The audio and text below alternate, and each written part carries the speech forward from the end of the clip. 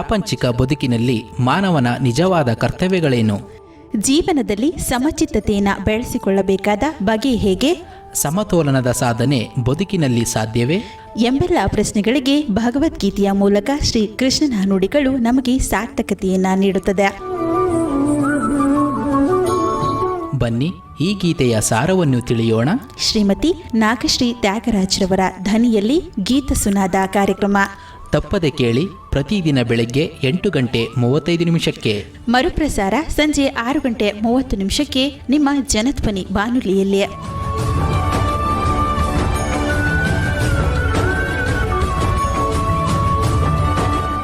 ಕದಕಗಳಿಯನ್ನು ಬಿಗಿದು ಬೊಮ್ಮ ಗುಡಿಯೊಳಗಿರಲಿ ಅದರ ಕೀಲ್ಕುಂಚಿಕೆಯ ಹೊರಕೆಸೆಯೇ ಸಾಕು. ಪದವಾಕ್ಯವಿದರಾಗ ವಾದಗಡಣೆಯ ಬಿಟ್ಟು ವದವಿಪರು ದಿಟದರಿವ ಮಂಕುತಿಮ್ಮ.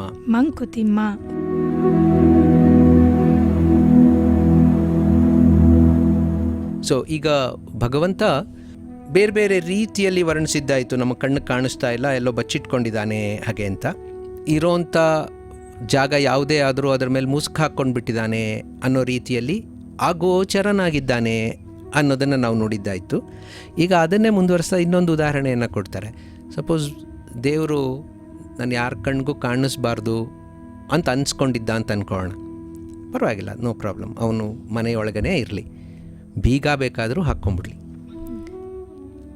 ಅವನೇನು ಬಂದು ಹೊರಗಡೆ ಬಂದು ನಾನಿಲ್ಲಿದ್ದೀನಿ ನೋಡಿ ಅಂತೇನು ಹೇಳೋದು ಬೇಡಪ್ಪ, ತೊಂದರೆ ಇಲ್ಲ, ಒಳಗಡೆನೇ ಇರಲಿ, ಬೀಗನೂ ಹಾಕ್ಕೊಂಬಿಡ್ಲಿ. ಚಿಲ್ಕ ಹಾಕ್ಕೊಂಡು ಕದಕಗಳಿಯನ್ನು ಬಿಗಿದು ಹಾಕ್ಕೊಂಡು ಬೀಗನೂ ಹಾಕ್ಕೊಂಬಿಟ್ಟು ಬಾಗಿಲು ತೆಗೆದು ಹೊರಗೆ ಬರ್ನಿ ಅಂತೇನು ನಾವು ಹೇಳ್ತಿಲ್ಲ, ಬೀಗ ಹಾಕ್ಕೊಂಬಿಡು. ಹೋಗಲಿ, ಆ ಬೀಗದ ಕೈನಾದರೂ ಕಿಟಕಿಯಿಂದ ಹೊರಗಡೆ ಎಸಿಬಾರ್ದ ನೀನು? ಆವಾಗ ನಾವು ನಮ್ಮ ಸ್ವಪ್ರಯತ್ನದಿಂದ ಆ ಬೀಗದ ಕೈಯನ್ನು ತಗೊಂಡು ಬೀಗನ ತೆಗೆದು ನಾವು ಒಳಗಡೆ ಬರ್ತೀವಿ. ಇಲ್ಲದೆ ಹೋದರೆ ಏನಾಗುತ್ತೆ? ಪದವಾಕ್ಯವಿತ್ ಅಂತಂದರೆ ಪದವಾಕ್ಯಗಳ ಜ್ಞಾನ ಇರೋಂಥ ವ್ಯಕ್ತಿಗಳು, ಪದವಾಕ್ಯವಿದರು ಅಂದರೆ ಪದವಾಕ್ಯಗಳನ್ನು ತಿಳಿದಿರೋಂತಹವರು. ಅಂಥವರು ಇವಾಗ ಏನು ಮಾಡ್ತಾ ಇದ್ದಾರೆ? ತಮಗೆ ಅನ್ನಿಸಿದ ರೀತಿಯಲ್ಲಿ ಭಗವಂತನನ್ನು ವರ್ಣಿಸ್ತಾ ಇದ್ದಾರೆ.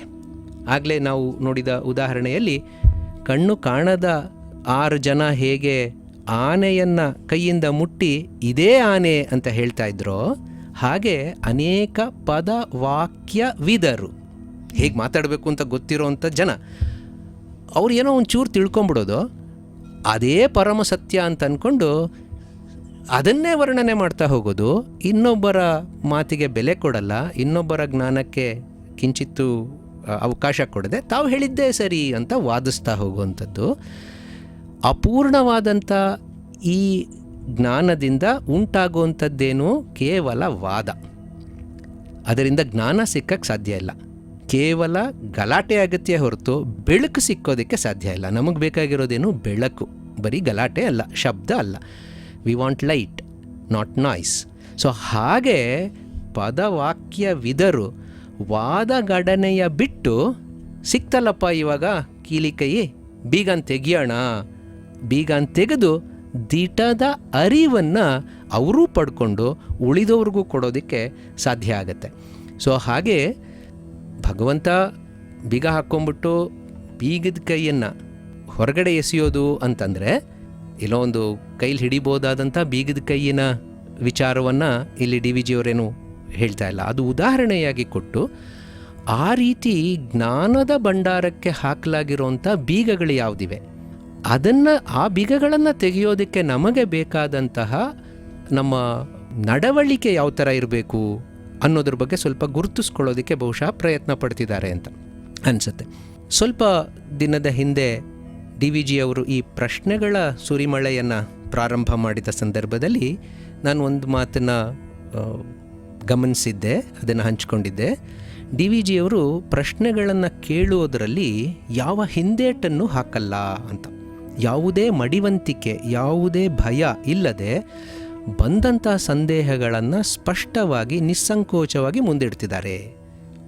ಆಸ್ತಿಕರಲ್ಲಿ ಆಸ್ತಿಕರಾದಂಥ DVG ಅವರು ದೇವ್ರ ಇದಾನ ಅನ್ನೋದ್ರ ಬಗ್ಗೆನೇ ಇಷ್ಟು ಪ್ರಖರವಾದಂಥ ರೀತಿಯಲ್ಲಿ ಪ್ರಶ್ನೆ ಕೇಳ್ತಿದ್ದಾರೆ ಅಂತಂದರೆ ಅವರ ಜ್ಞಾನದಾಹದ ಒಂದು ಪ್ರಖರತೆಯನ್ನು ನಾವು ಅರ್ಥ ಮಾಡ್ಕೊಳ್ಬೋದು, ಅದೆಷ್ಟು ತೀವ್ರವಾಗಿತ್ತು ಅಂತ. ಸೊ ಹಾಗೆ ನಾನು ಹೇಳಿದ್ದೆ, ಪ್ರಶ್ನೆಗಳನ್ನು ಕೇಳೋದಕ್ಕೆ ಹಿಂದೇಟಾಕಬಾರ್ದು.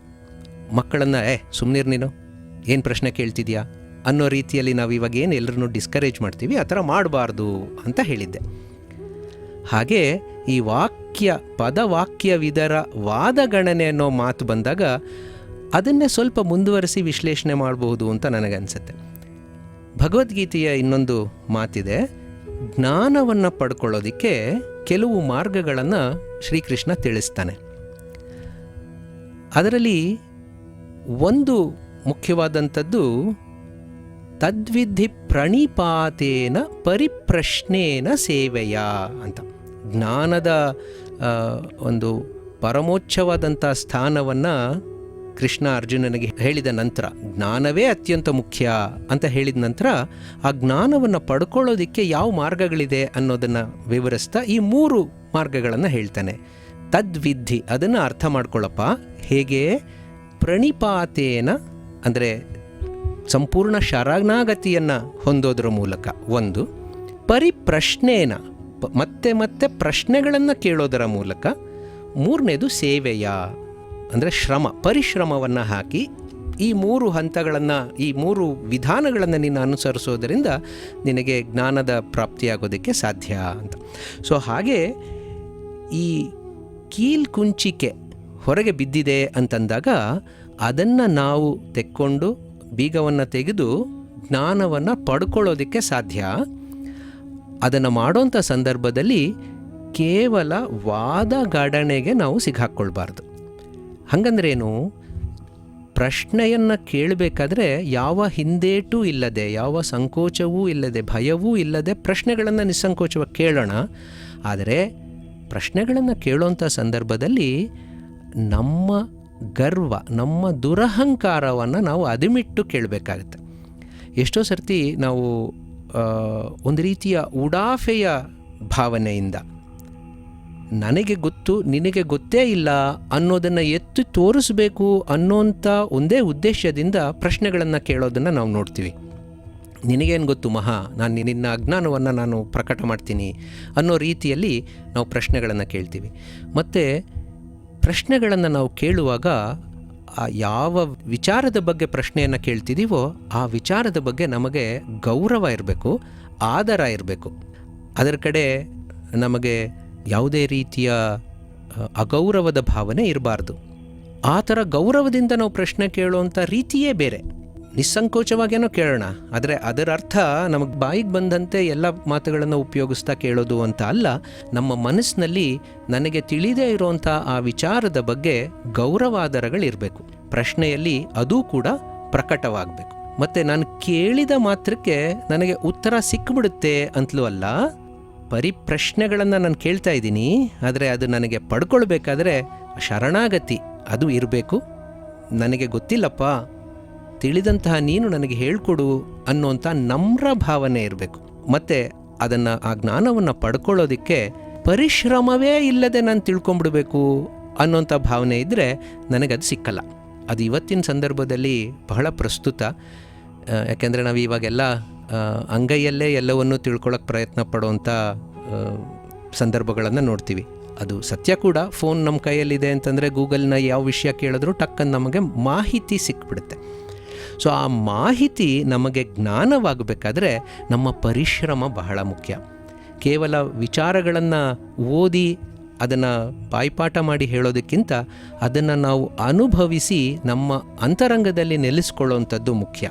ಸೊ ಹಾಗೆ ಪದವಾಕ್ಯವಿದರು ಮಾತ್ರ ನಾವು ಆಗೋದ್ರಿಂದ ಪ್ರಯೋಜನವಿಲ್ಲ. ನಮ್ಮ ವಾದಗಾಡಣೆಯನ್ನು ಬಿಟ್ಟು ದಿಟವನ್ನು ಅರಿಯೋದಕ್ಕೆ ನಾವೆಲ್ಲ ಪ್ರಯತ್ನ ಮಾಡಬೇಕು. ಅದು ಇಲ್ಲಿ ಬಹಳ ಮುಖ್ಯವಾದಂಥ ಅಂಶ.